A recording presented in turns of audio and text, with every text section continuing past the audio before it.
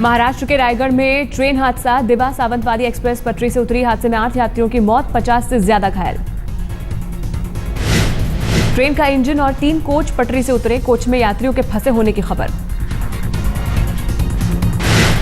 प्रशासन rescue operation में जुटा। रेलवे और प्रशासन के आला अधिकारी मौके पर पहुंचे। नगो थाने और रोहा के बीच आज सुबह हुआ हादसा। कई घंटे तक रेस्क्यू ऑपरेशन चलने की संभावना। हादसे के चलते रास्ते की कई ट्रेनें प्रभावित। रेस्क्यू ऑपरेशन खत्म होने पर खुलेगा रूट।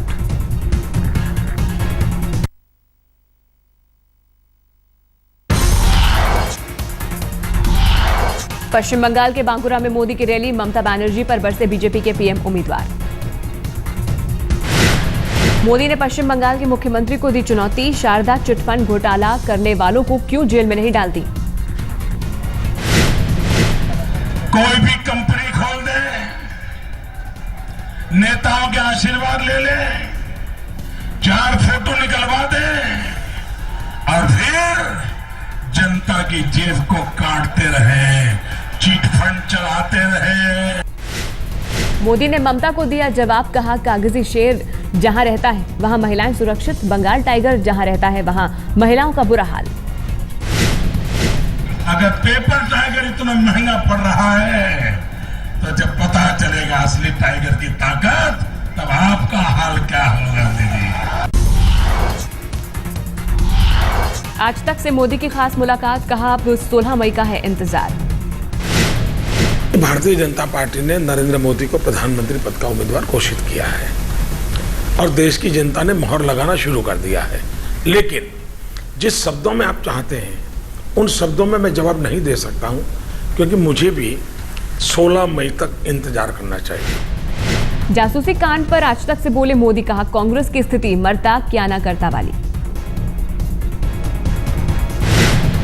चलिए, अच्छा लगा, कम से कम आपको तो ध्यान में है, फांसने के लिए कर रहे हैं। अरे छोड़ा, ये क्या है, इनको अब जानते हो उनकी मुश्किलें बेचारों की। मरता क्या न करता। मोदी ने कहा, बीजेपी का एजेंडा साफ, सरकार बनी तो देश को चीन के मुकाबले पहुंचा दूंगा।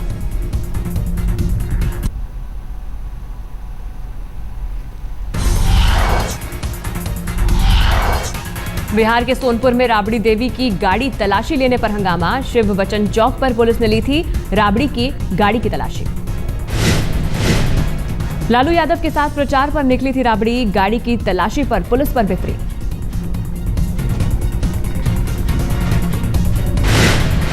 राबड़ी देवी ने लगाया हत्या की साजिश का आरोप। दर्ज कराई एफआईआर। राबड़ी ने बताया, बिना नंबर की एक स्कॉर्पियो 3 किलोमीटर से कर रही थी पीछा। सोनपुर में इंस्पेक्टर ने कार रुकवाकर तलाशी ली।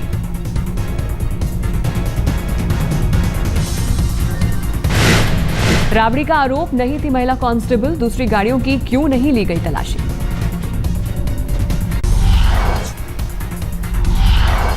राबड़ी ने लगाया साजिश का आरोप। सोनपुर थाना प्रभारी और सारण से बीजेपी प्रत्याशी राजीव प्रताप रूडी के खिलाफ दर्ज कराई एफआईआर। फोन करने पर लालू यादव भी मौके पर पहुंचे। जानलेवा साजिश का जताया अंदेशा। पुलिस को भी सुनाई खरी खोटी। ये बहुत बड़ा बदतमीजी किया है लोगों ने और साजिश है। राबड़ी देवी जीत रही है तो काउंटरमांड भी हो जाए, ये सब षड्यंत्र। रोज हम भी आते हो जाते हैं, फेक लगाए हुए चेक पोस्ट सब जगह।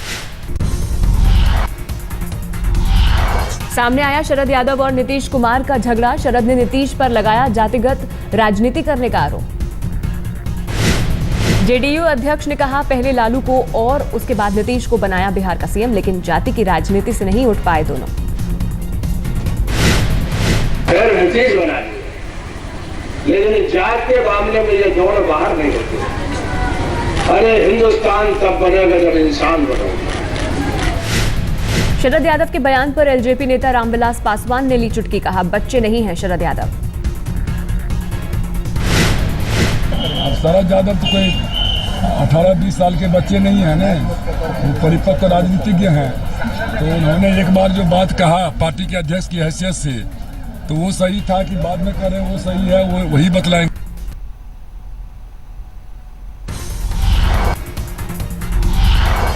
नगमा ने आसनसोल में नरेंद्र मोदी पर बोला हमला, फिल्मी स्टाइल में मोदी पर की अभद्र टिप्पणी। ये वो सांप्रदायिक तत्व है और इस देश को बांटना चाहते हैं। ससुरा नरेंद्र मोदी कंफ्यूज गए बार। बाबा रामदेव पर भी नगमा ने ली चुटकी, कहा रामदेव को राहुल की बजाय मोदी को देनी चाहिए नसीहत। नरेंद्र मोदी की बजाय नसीहत देने के वो राहुल जी को नसीहत दे रहा है कि शादी किससे करनी। अरे वो नरेंद्र मोदी को तो नसीहत दे पहले कि अपनी बीवी को संभालो, बाद में देश को संभाल पाए।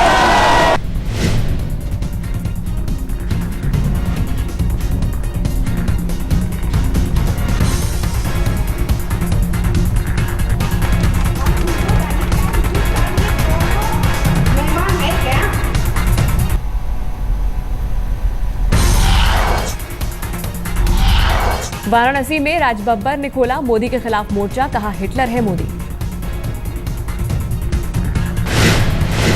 इसको अपनी चमक बरकरार रखने के लिए आसपास कोई भी चमकीला वस्तु, कोई भी चमकीली चीज इसको पसंद नहीं है, जैसे हिटलर को कभी पसंद नहीं हुआ करती थी। राज बब्बर ने अमित शाह पर भी बोला हमला, कहा मोदी से पहले बनारस में उसका कातिल इंचार्ज पहुंचा। चंदौली में 5 लाख का कैश बरामद, चेकिंग के दौरान गाड़ी से मिला कैश। पुलिस ने चुनाव में पैसा इस्तेमाल की संभावना से नहीं किया इनकार, पकड़ा गया शख्स नहीं दे पाया पैसे का हिसाब।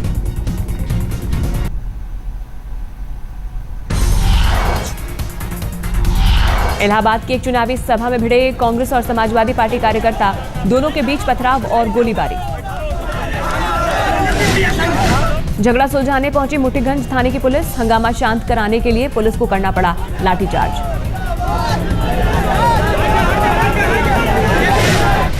मुठीगंज में एसपी प्रत्याशी रेवती रमन सिंह और कांग्रेस प्रत्याशी नंद गोपाल नंदी के समर्थक आ गए थे आमने सामने, आगे निकलने की होड़ में शुरू हुआ हंगामा। मारपीट में दोनों गुटों के 1 दर्जन से ज्यादा लोग घायल, कांग्रेस प्रत्याशी ने पुलिस पर लगाया पक्षपात का आरोप। हमारे कार्यालय पर आकर समाजवादी पार्टी के गुंडों ने खुद रेवती रमन ने इशारा किया और उसके इशारों पे हमारे कार्यकर्ताओं को मारा पीटा गया, गोलियां चलाई गई। उसकी शिकायत लेकर के हम लोग यहाँ आए। वाराणसी में कांग्रेस उम्मीदवार अजय राय पहुंचे कौमी एकता दल के मंच पर। कैंटोनमेंट इलाके में आयोजित हुई बैठक। मुख्तार अंसारी के भाई अफजाल अंसारी भी बैठक में थे मौजूद। मुख्तार ने मोदी के खिलाफ अजय राय का किया है समर्थन। अजय राय ने कार्यकर्ताओं का बढ़ाया उत्साह का कौमी एकता दल के समर्थन के बाद बीजेपी की हालत पस्त। कौमी एकता दल का और भारतीय समाज पार्टी का और एकता मंच का समर्थन आया है। आप देखिए भाजपा के नेताओं की हवा खराब हो गई। वाराणसी में अंतिम चरण यानी 12 मई को होगा मतदान। मोदी की केजरीवाल और अजय राय से होगी टक्कर।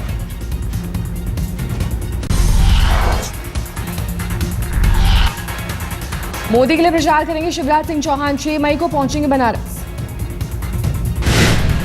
कोची के गुरुवायूर मंदिर में पुजारी ने मानसिक रूप से कमजोर श्रद्धालु को पीटा, सीसीटीवी में कैद हुआ झगड़ा। लोगों ने मंदिर के पुजारी के खिलाफ किया विरोध। विवाद बढ़ने पर मंदिर के बोर्ड ने 2 लोगों को किया सस्पेंड।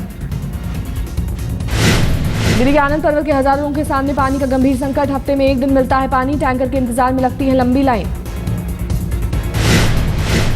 राजधानी में ठंडी हवाओं ने मौसम का मिजाज बदला, पारा अचानक नीचे आया। 2 दिन और चलेगा सुहाना मौसम।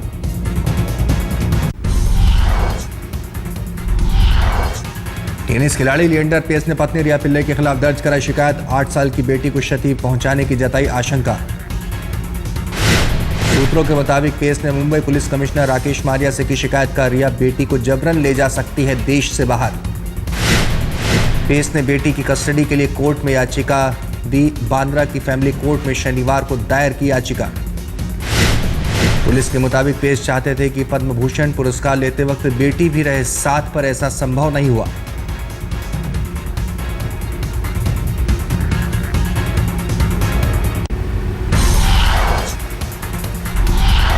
अमूल ने गुजरात में 2 रुपए प्रति लीटर बढ़ाए दूध के दाम, अब 46 रुपए लीटर मिलेगा अमूल दूध। गुजरात में पहले 44 रुपए लीटर मिलता था अमूल दूध, 34 रुपए लीटर मिलेगा अमूल टोन दूध, डबल टोन 32 रुपए में। अमूल शक्ति दूध की कीमत प्रति लीटर 42 रुपए होगी। गुजरात में हर रोज 45 लाख लीटर अमूल दूध की खपत।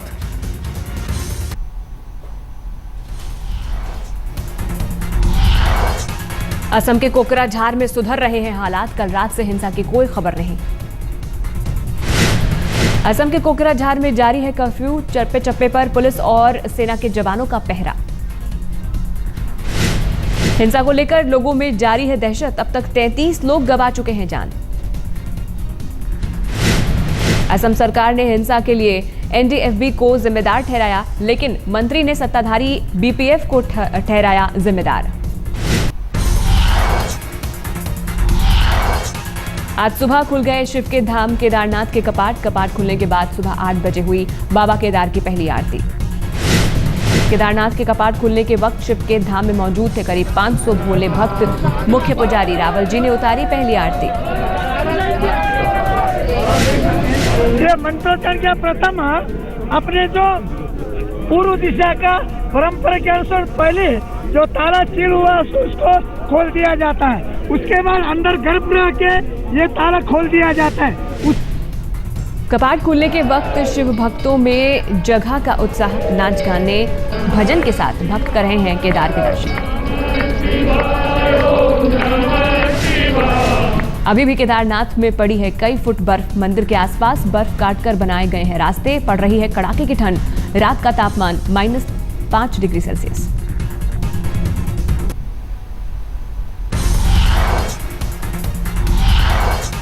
यौन शोषण के मामले में गोवा कोर्ट ने पुलिस को दिया आदेश, तेजपाल का मुहैया कराया जाए सीसीटीवी का अनएडिटेड फुटेज। 13 मई को होगी सुनवाई। तेजपाल ने जांच अधिकारी के खिलाफ भी दायर की है याचिका।